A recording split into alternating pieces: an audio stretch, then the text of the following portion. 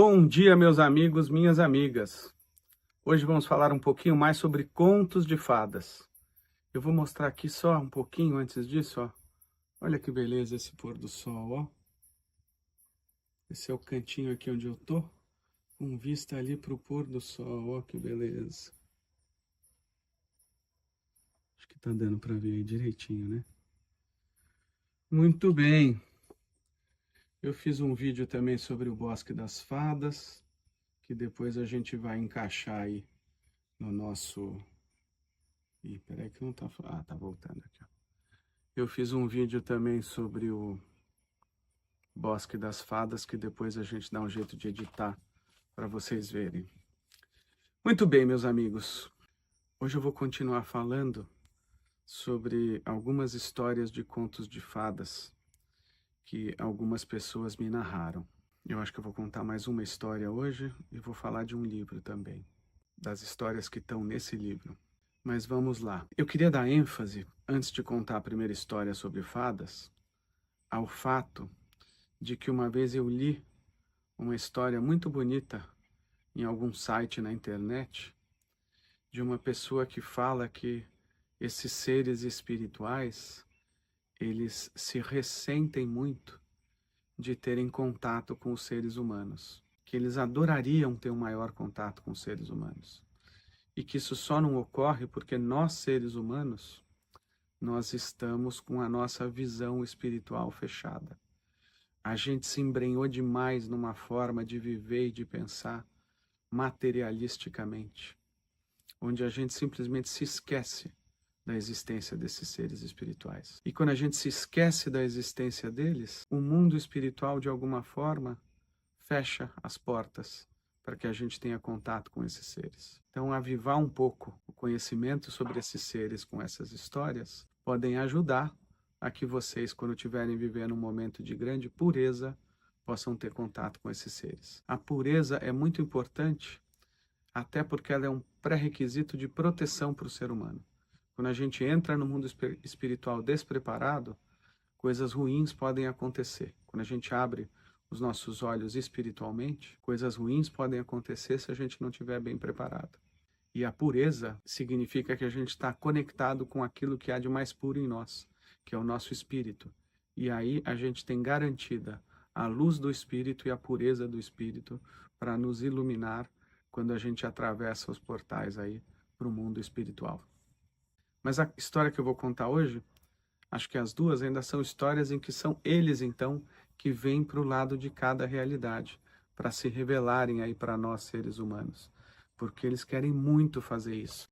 E aí há momentos especiais em que isso pode acontecer. Um desses momentos ocorreu com uma amiga minha, que eu chamo de prima, porque realmente as famílias eram muito próximas, com o irmão dela e com uma amiga nossa, com a Ana, que já fez algumas postagens aí no meu canal do YouTube. E eu falei para ela que logo mais eu ia contar essa história delas aqui, e eu tô contando agora. Então a história é a seguinte: a Sabrina, o Jordano e a Ana, eles estavam hospedados num hotel ali em Santa Catarina, próximo a Florianópolis, numa cidade chamada Santo Amaro da Imperatriz. E aí, eles estavam lá num domingo, num final de tarde, começo da noite, e eles foram tomar um banho de ofurô, num ofurô de madeira que tinha ali no hotel. Parece que tinham vários ofurôs, não sei se em cada quarto, numa área lá do spa, mas era um hotel que era conhecido por ter esses ofurôs. E esse hotel, ele estava encerrando as atividades da ala antiga do hotel e iria inaugurar na outra semana a ala nova do hotel e fechar completamente para hóspedes essa área antiga. Isso criou um momento, espiritualmente falando, de despedida para esses seres espirituais que ali viviam, porque eles não iam mais ter contato com os seres humanos que se hospedariam no hotel, mesmo que esse contato fosse invisível, como eles sempre estavam acostumados. Eles estão sempre que possível atravessando o portal para o lado de cá para observar os seres humanos. E nesse dia, eu acho que eles tiveram algum tipo de autorização celestial, vamos falar assim, para se revelar para os seres humanos. porque aquelas 3 pessoas eram o último grupo de seres humanos que estava ali naquela ala do hotel. Aí o que aconteceu foi que eles estavam ali tranquilamente, tomando banho de ofurô, conversando, os 3 conversando, né? E aí, de repente, aparecem as fadas ao redor do ofurô. Aparecem as ondinas dentro do ofurô e aparecem as salamandras de fogo voando ali ao redor também. 3 níveis de seres espirituais. Os seres espirituais do reino elemental. Então, seres elementais. As ondinas, que são seres da água, as fadas, que são seres do ar, e as salamandras, que são seres do fogo. E aí, eles relatam que eles ficaram observando por vários minutos aqueles seres ali em comunhão com eles, numa alegria muito grande, e a gente realmente muda um pouco de estado de consciência, né? A verdade é que eles estão vindo para o lado de cá, mas eu entendo que de alguma maneira a nossa consciência também foi para o lado de lá. A gente se encontra no meio do caminho. A gente se encontra nesse limiar do mundo espiritual, nessa zona limítrofe, nessa zona fronteiriça. Eu dei importância a isso no podcast passado. Nessa zona fronteiriça de locais e de elementos da natureza, é muito fácil, ou é mais fácil, que esses seres se manifestem. Por quê? Porque ali existe o que algumas pessoas chamam de portais e que a antroposofia vai falar que é o limiar do mundo espiritual. Um local que não é nem a nossa realidade física, material, objetiva, e nem essa realidade totalmente espiritual do outro lado. É aqui no meio, ó, como se houvesse uma zona de transição, uma zona fronteiriça entre esses 2 mundos. Me parece que é aí que esses encontros ocorrem. Então, tanto eles vêm um pouco para cá, como a gente vai um pouco para lá. Então, essa foi a experiência deles, que é a experiência mais completa que eu já ouvi, com muitos seres aparecendo e 3 pessoas testemunhando ao mesmo tempo, o que é algo raro. E eu vou dizer que isso aconteceu em função exatamente dessa fronteira, que era uma fronteira aí temporal, em que até um determinado momento os seres conviveriam com os seres humanos ali e depois eles não conviveriam mais. Então, nesse momento aí de transição de energias e de consciências, também foi possível abrir esse limiar do mundo espiritual para que esse encontro pudesse acontecer. E aí, meus amigos, existe muita literatura sobre esse assunto. E existe muito conhecimento de ciência espiritual sobre esses seres. Eu tenho falado muito nos podcasts que a gente tem 4 níveis de reinos que a gente percebe na natureza. É o reino mineral, o reino vegetal, o reino animal e o reino humano. E aí acima de nós a gente tem os 9 níveis das hierarquias espirituais. Anjos, arcanjos, arqueus, Exúzia, que são também Elohims, é o nome bíblico só como referência. Dinamis, Quiriótetes, tronos, querubins e serafins. E acima deles, os 3 níveis da trindade divina, formando o 12, e com uma correspondência com os 12 signos do zodíaco, 12 apóstolos, 12 dimensões, 12 meses do ano, enfim, de várias correspondências aí com o número 12. 12 mestres para a humanidade, 12 bodhisattvas como mestres para a humanidade. E aí onde é que fica, então, esse reino elemental? Esse reino elemental, ele fica entre os homens e os animais. Eu fiquei de confirmar isso no outro podcast, é aqui que ele fica. Então, eles estão um nível abaixo de nós e um nível acima dos animais. E estão numa dimensão que não é uma dimensão material. É daí que esses seres se manifestam. E eles são de 4 categorias, e com correspondência com os reinos. Correspondência com o reino mineral, correspondência com o reino vegetal, animal e humano. E com os elementos terra, água, ar e fogo.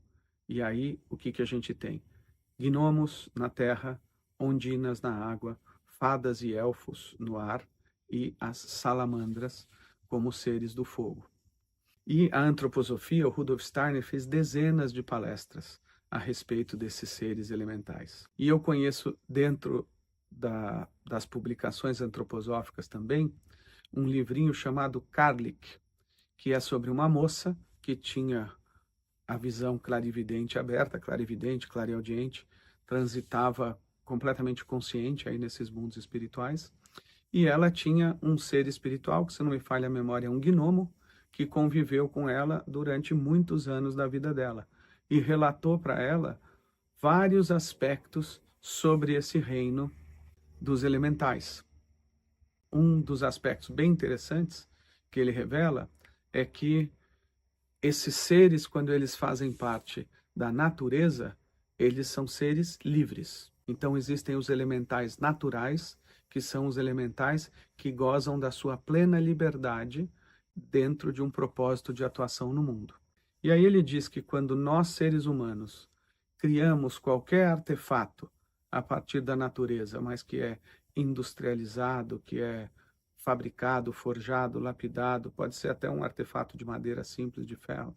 Todas as vezes que a gente trabalha com os elementos e cria algum objeto, todos esses objetos, eles mantêm os mesmos elementais que eram livres na natureza, mas que nesses objetos são objetos que ficam presos. E aí, dependendo da função, dependendo da natureza desse objeto, essa prisão pode ser algo indolor para esses elementais ou pode ser algo que traga sofrimento para esses elementais. Então, quando a gente fala de qualquer objeto que tenha eletricidade, magnetismo, que tenha tecnologia envolvida, né? Que tenha tecnologia envolvida, qualquer artefato eletroeletrônico, era essa palavra que eu gostaria de usar, e aí inclui-se todos os objetos de tecnologia, televisão, videogames, celular, tudo. Todos esses objetos, todos esses artefatos, eles prendem os elementais de uma forma que causa muito sofrimento para esses elementais. Os elementais que eram antes elementais naturais e livres, eles são transformados em elementais desses objetos e não é a mesma situação, são elementais com atuações completamente diferentes, porque tudo isso que existe nessa dimensão criada pelo homem faz parte do que os místicos, antroposofia, ciências espirituais chamam de reinos da subnatureza. Então, os elementais da natureza, quando são utilizados para criar objetos da subnatureza, e toda a força, eletricidade e magnetismo faz parte dessa subnatureza, eles passam a ter uma existência completamente diferente da existência que eles tinham antes, em liberdade. E aí, meus amigos, dentro dessa categoria aí de objetos, objetos também que são feitos com uma energia ruim, por exemplo, objetos que são utilizados para estímulos sexuais, para atividade sexual, aí eles também têm uma outra energia ruim, não são as mesmas energias dos objetos da tecnologia, mas você tem também uma deturpação da função desses seres e também na formação desses objetos, eles vão estar presos ali, mantendo aquela forma material com grande sofrimento. E aí essas duas categorias se distinguem perante a antroposofia. Eu já estou trazendo um conhecimento maior do que está nesse livrinho sobre o Karlik. Existem os elementais de origem arimânica e existem os elementais de origem luciférica. E através desses elementais, que são cada um ligados a entidades contrárias à evolução humana e que atuam de diferentes maneiras, esses elementais também vão ter diferentes características por estarem ligados a esses seres com diferentes propósitos dentro do processo evolutivo, com intenções e com ações, tudo contrário à evolução dos seres humanos. Então essa é um pequeno apanhado sobre o que são esses seres elementais e quais as três categorias em que eles podem estar. Vamos agora falar um pouquinho sobre os elementais naturais que atuam dentro do processo de crescimento dos seres do reino vegetal. Essa é a principal função hoje desses elementais. Então a gente tem, no caso das plantas, no crescimento das plantas, a gente tem a atuação desses seres que são chamados de gnomos, em todos os processos de quebra dos sais minerais e condução desses sais minerais para que eles sejam absorvidos pelas raízes das plantas. Então, todo esse processo, que parece ser um processo só da natureza morta, o reino mineral é um reino morto, ele não é morto no sentido de que ele é pleno da vida de seres espirituais atuando para que esses processos ocorram com inteligência e com intencionalidade divina. E eu vou dizer também com amor divino para que tudo isso ocorra. Eu tenho falado também em outros podcasts que todas as teorias da física e de tudo na nossa ciência moderna são não comprovadas. Então, todo esse processo perfeito da absorção dos minerais pelas plantas, segundo as nossas teorias da ciência moderna, são simplesmente o resultado de várias e várias aleatoriedades que criaram essa perfeição para que as plantas possam absorver os sais minerais, o que é uma grande bobagem. É muito claro, quando a gente olha para a natureza, que a sabedoria e o amor divino se manifestam em todos esses processos da natureza. Então, se há seres divinos, se há uma divindade, se há uma inteligência cósmica maior, que a gente pode chamar de Deus, envolvida em todos os processos da natureza, também há seres espirituais que são os administradores, os gestores, os executores de todos os processos intencionados e criados por essas forças divinas superiores. Muito bem. Então, esse é o papel, resumindo, do que são esses seres do reino mineral. E aí a gente tem outro papel, que é o papel das ondinas. As ondinas, elas são os seres do elemento água e do reino vegetal propriamente dito. Há uma correspondência. As ondinas têm essa correspondência direta também com o reino vegetal. Por quê? O reino vegetal é vida.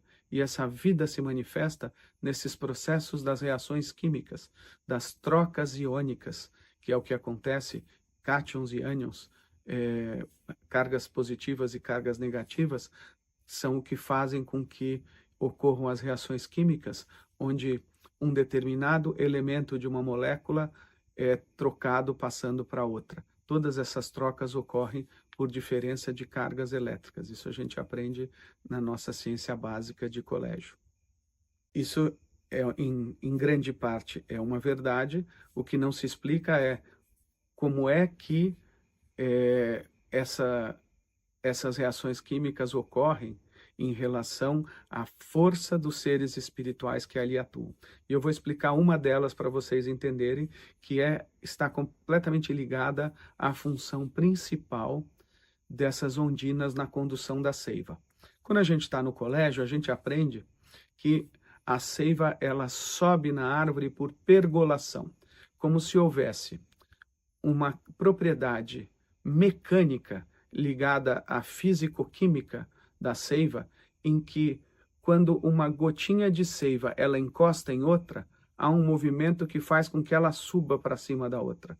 E aí a outra gotinha suba para cima da outra, e a outra gotinha suba para cima da outra, e assim por diante. E é assim que a gente aprende no colégio, e acredito que até hoje na faculdade, que a seiva sobe.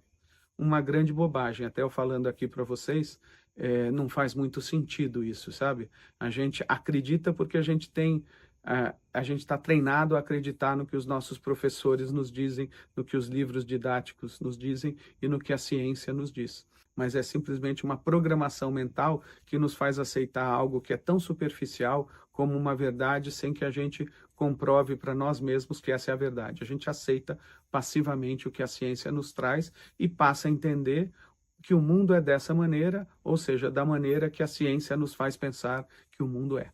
A verdade, meus amigos, sobre como a seiva é conduzida, nos é revelada aí pelos conhecimentos antroposóficos e, mais recentemente, quem me ensinou sobre isso foi esse cara que eu sigo no YouTube, que eu acho o cara mais inteligente, mais interessante do mundo, que é o Douglas Gabriel, clarividente desde nascença, maior exorcista da Igreja Católica, agente secreto da National Security Agency lá nos Estados Unidos, NSA, criou todos os códigos para decifrar o código Morse e depois de criptografia nos Estados Unidos, ali para 1972, 73, ali quando ele estava na NSA, talvez 74, já formado em ciência da computação com 16 anos de idade naquela época, um gênio, então ele se formou na faculdade com 16 anos de idade, em ciência da computação, e foi lá trabalhar no Alasca, próximo da União Soviética, como agente secreto, espionando. Ele desenvolveu tudo isso que ninguém tinha desenvolvido ainda. Mas, enfim, ele é um gênio em todas as áreas e tem essa capacidade clarividente, talvez o maior antropósofo vivo que eu conheça. Eu consigo ter um diálogo muito bom com ele, às vezes ele sabe mais de umas coisas, às vezes eu sei mais de outra, mas com uma visão muito completa sobre a antroposofia.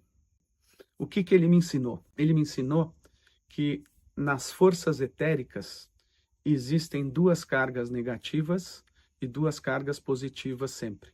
Nesse éter químico, éter sonoro, que é o éter que se manifesta nas reações químicas como reações químicas, ou seja, o éter é a força espiritual que origina todas as reações químicas. Então ele tem duas cargas negativas e duas cargas positivas. E é pela atuação de seres espirituais que ocorre o diferencial de cargas nas moléculas e a troca de elementos. Então, as moléculas são formadas por diferentes elementos e a troca desses elementos em cada molécula ocorre por esse diferencial de cargas, que é algo criado por esses seres espirituais. E da mesma maneira que eles criam esses diferenciais para que essas trocas ocorram, eles também são capazes de alterar completamente esse estado de equilíbrio de duas cargas positivas e de duas negativas, e eles fazem com que a seiva fique completamente com cargas negativas.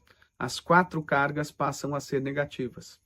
Eles fazem uma troca com outros elementos fora, fazendo com que o positivo fique todo nesses elementos fora e dentro fiquem todas as cargas negativas. E aí o que acontece? A gente sabe que carga negativa com carga negativa se repele. Cargas iguais se repelem e cargas opostas se atraem. E aí o que acontece? Esses seres organizam para que se crie um quarto estado do elemento líquido. A gente conhece 3 estados normalmente. O estado sólido, por exemplo, o gelo, o estado líquido, que é o da água, e o estado de vapor da água, quando a água está na forma de elemento gasoso. 3 estados diferentes.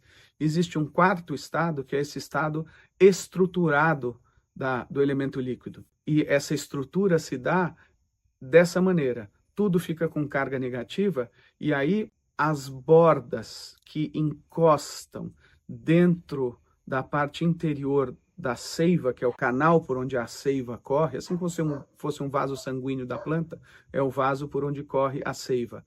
Nessa estrutura por onde a seiva vai correr por dentro, forma-se na parte externa um quarto estado do líquido, que ele é mais estruturado, ele é mais denso do que a seiva que vai correr dentro. E aí esse quarto estado estruturado, com carga negativa, ele vai repelir tudo aquilo que existe de seiva correndo dentro. E isso é organizado de uma forma que essa repulsão ela seja feita sempre no sentido ascendente. Então começa-se um curso no sentido ascendente e esse curso é impulsionado por essa repulsão de cargas negativas desse quarto estado estruturado e da seiva no estado líquido, que é o estado intermediário, no estado líquido correndo por dentro das plantas. Tudo isso, meus amigos, é feito pela atuação inteligente, intencional de seres espirituais. E é por isso que a nossa ciência não consegue explicar nada, porque ela não vai entrar nesse ponto de entender que existe algo que está além da matéria, controlando os processos da matéria. E aí, a única coisa que ela usa para explicar são processos mecânicos, porque a mecânica é a única coisa que a ciência materialista consegue entender. E não havia, como não há nenhuma outra explicação do ponto de vista da ciência materialista, para que esse movimento existisse. Por quê? A planta não tem um coração como o ser humano tem. E aí a ciência materialista, ela vai olhar para o coração e falar, o coração é uma bomba. O coração é que bombeia o sangue. A planta não tem coração e não tem nenhum instrumento para bombear, a única maneira deve ser esse processo aqui mecânico de pergolação. Muito bem, então explicamos aqui como é que a seiva sobe E os seres que estão ali atuando para que isso ocorra são as ondinas. Elas é que têm essa capacidade, essa afinidade com o elemento líquido para criar, para estruturar esse quarto estado aí do elemento líquido e permitir o movimento da seiva. E aí eu vou abrir só um parênteses pequenininho, mas que poderia ser gigante, fica para um outro podcast. A antroposofia e o Douglas Gabriel me ajudaram a entender também que o coração não é uma bomba. Isso Steiner fala há muito tempo e eu já havia entendido isso. Todo o movimento dos nossos vasos sanguíneos também se dá pela atuação de seres espirituais, que são, no nosso caso, seres espirituais relacionados ao elemento fogo. Já existe comprovação de que no embrião o sangue circula sem que haja vasos sanguíneos ou sem que haja um coração formado ainda. E todo esse movimento e o ritmo pelo qual o sangue se movimenta no coração está relacionado aos raios ultravioletas que vêm do Sol. Então, ritmos do coração humano estão relacionados a ritmos solares. Isso a Ayurveda também explica. Eu ouço sempre músicas que se chamam Gandharva Veda. Gandharva é o Sol.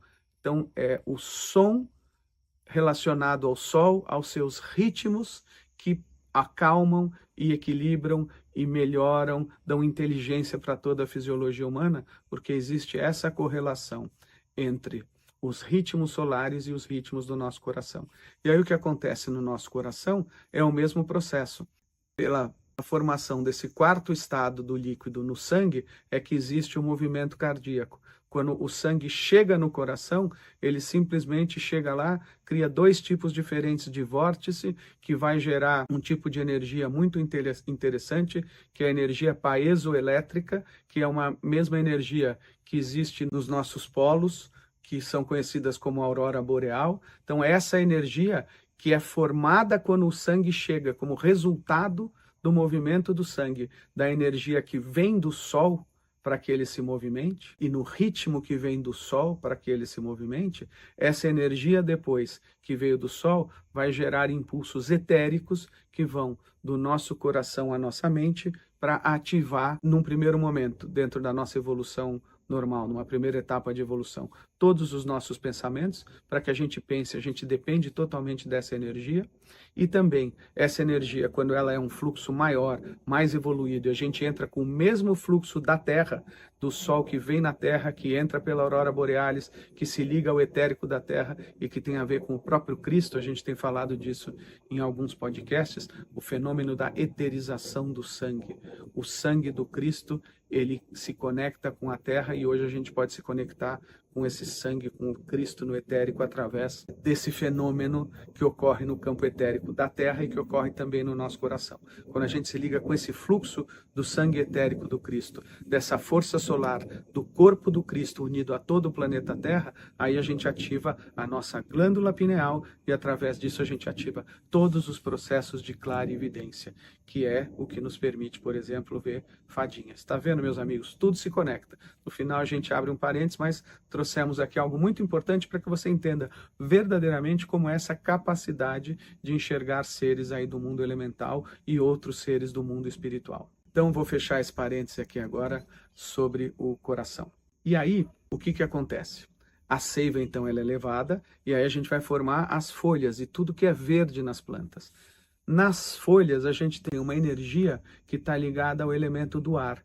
E aí, quem forma todas as folhas de uma planta já são os elfos e as fadas. Vocês se lembram que a Sininho, ela tem um vestido de folhas de árvore? É porque quem falou ali sobre a Sininho, quem inspirou qualquer ser humano a falar sobre fadas e sobre contos de fadas, foi inspirado com algumas verdades espirituais. Então, a Sininho, ela é conectada com esse fato de que são as fadas que fazem as folhas das árvores e tudo que é verde também nas árvores, com a sua energia.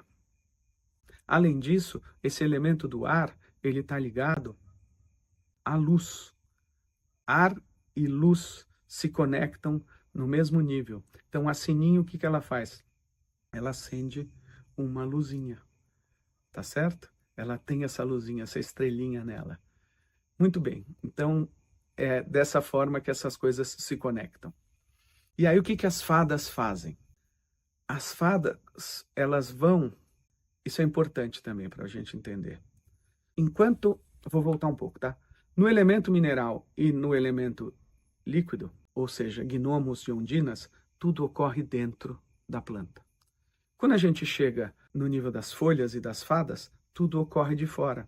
É por isso que quando a gente tem experiência com esses seres, a gente vê normalmente o quê? As fadas, porque elas estão atuando de fora para dentro nas plantas. Elas não atuam de dentro para fora, como os gnomos e como as ondinas. É uma atuação completamente diferente. E isso a gente pode observar pela ligação que existe entre o reino animal com esse nível do elemento ar e com esse nível do elemento das fadas. É através da atuação de seres do reino animal em comunhão, em simbiose com a atuação das fadas, que ocorre tudo por fora dos vegetais. Onde é que a gente vê isso? A gente vê isso nas abelhinhas, que estão rodeando as flores e tem uma função da troca do pólen, da polinização. A gente vê na atuação de pássaros, a gente vê na atuação de borboletas. Todos esses seres ali, eles estão de alguma forma ligados a esse processo de desenvolvimento das folhas das árvores. E isso ocorre de fora para dentro. É o primeiro nível em que isso ocorre. Os outros dois são de dentro para fora. E aí a gente tem um terceiro nível, que é o nível em que atuam as salamandras, que são os seres do fogo. Esses seres do fogo, até onde eu saiba, são os mais difíceis e mais incomuns de serem vistos. E por quê? Porque eles estão já numa zona limítrofe. Sempre que a gente fala de fogo, a gente está falando de novo de limiar. Limiar entre o quê? Limiar entre a matéria física e limiar entre o espiritual propriamente dito. O fogo é o elemento do espiritual. Então essas salamandras, elas estão numa dimensão ainda mais elevada do que essa dimensão terrena, mineral, do que a dimensão etérica, onde estão as ondinas, e do que a dimensão astral, aonde atuam as fadas. Elas já estão numa dimensão que é propriamente uma dimensão do espiritual. E por isso, como o espiritual é o mais distante de nós, elas são também as menos perceptíveis na nossa realidade do lado de cá. No entanto, a atuação delas é importantíssima, porque são as salamandras que fazem com que as flores desabrochem. Toda a atuação para gerar flores tem a ver com a atuação das salamandras. E toda a atuação para depois das flores gerar os frutos da árvore tem também a atuação das salamandras. E isso a gente consegue perceber com algumas observações simples sobre o que acontece com as plantas. Todo mundo sabe que um fruto ele é muito mais doce quanto mais maduro ele é colhido no pé. E por quê? Aumenta o Brix do produto, né? O teor de açúcar em cada fruto. Por quê? É o calor solar, é a irradiação solar, que é o elemento fogo, ao qual as salamandras estão ligadas, o que faz com que, no processo de amadurecimento, cada vez mais o fruto se torne mais doce. O açúcar, ele é uma substância produzida no fruto através da transformação da luz solar, do calor solar, da radiação solar nesse açúcar, nesse cristal. Isso é puro elemento solar cristalizado no fruto. E nesse processo atuam as salamandras. E aí, meus amigos, olha, são dezenas e dezenas e dezenas de palestras do Rudolf Steiner, onde ele fala detalhes maravilhosos sobre isso.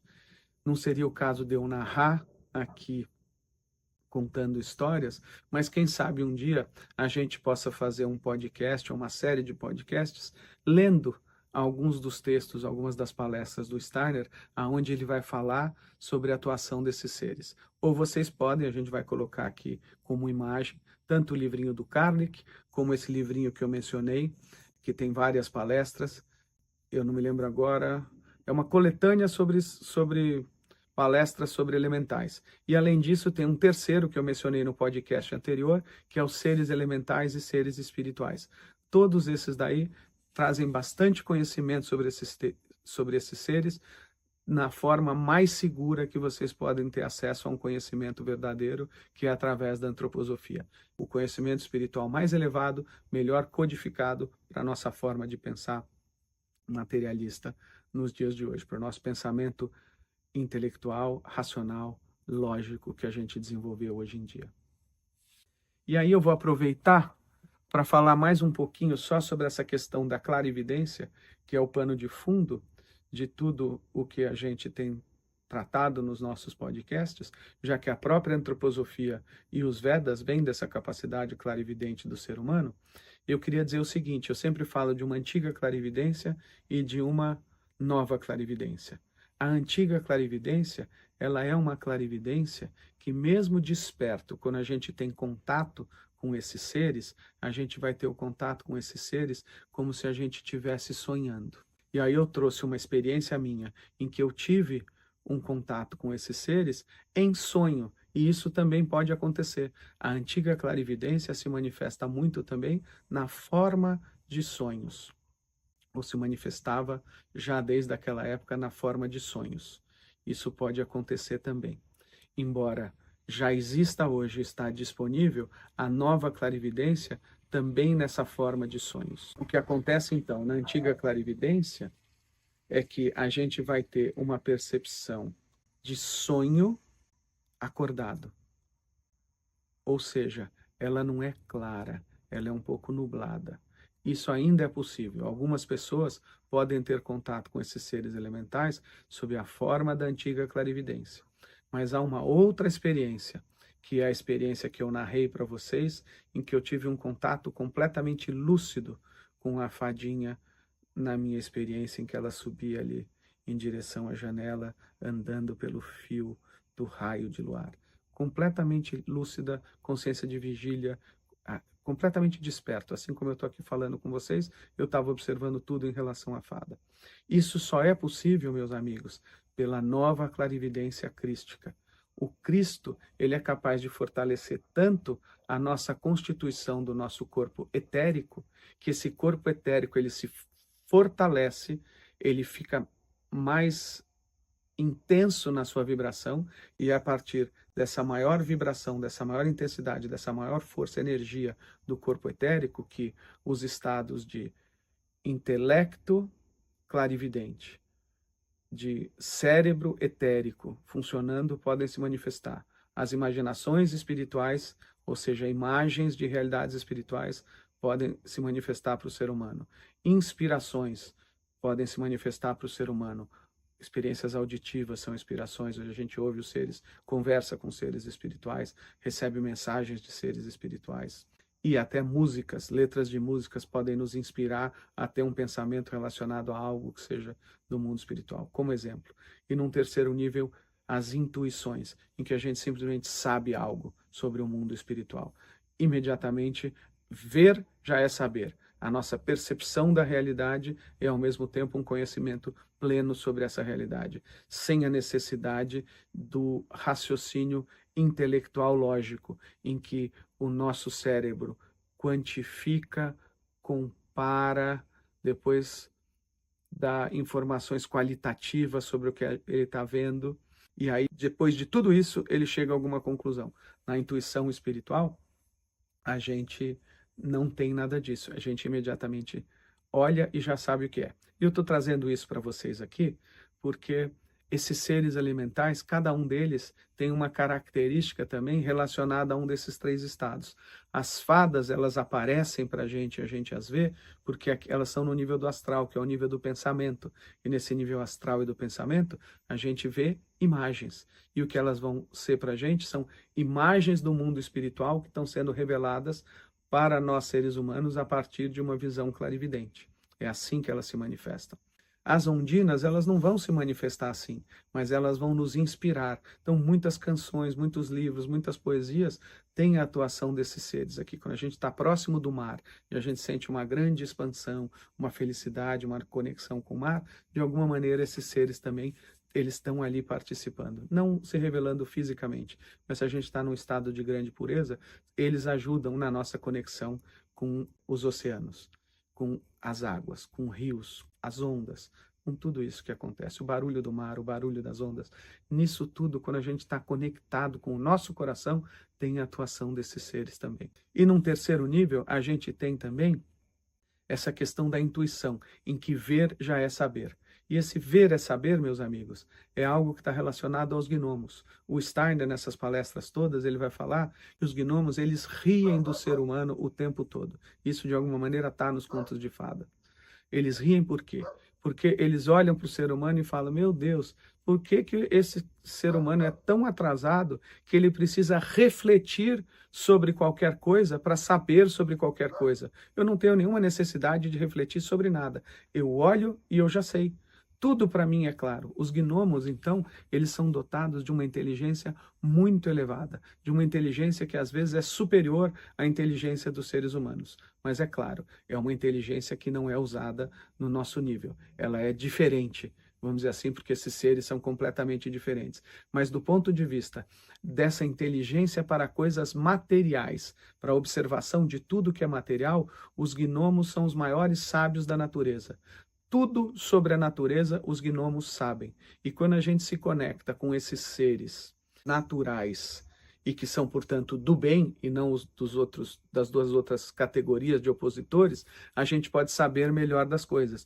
E não é isso que a gente vê quando a gente estuda na nossa essência moderna, que os nossos processos mentais todos estão relacionados aos sais minerais que atuam aqui no nosso processamento de informações pelo nosso cérebro. Então, tudo isso, meus amigos, quando a gente tem sais minerais atuando nos nossos corpos, a gente tem a atuação desses seres. E a atuação desses seres estão relacionadas à nossa própria inteligência, tá? Então, era isso que eu queria compartilhar com vocês aqui, abrindo muito o leque sobre essa questão de contos de fadas, seres elementais e seres espirituais. Deixa eu ver aqui se eu vou dar um gancho dos próximos capítulos ou não. Eu acho que não. Por enquanto é só, mas eu vou pedir o seguinte: se vocês tiverem aí alguma experiência com esses seres elementais, escrevam aí no canal, mandem uma mensagem particular e aí, assim que possível, eu vou compartilhar com outras pessoas as experiências de vocês também. Muito obrigado, meus amigos, e até a próxima.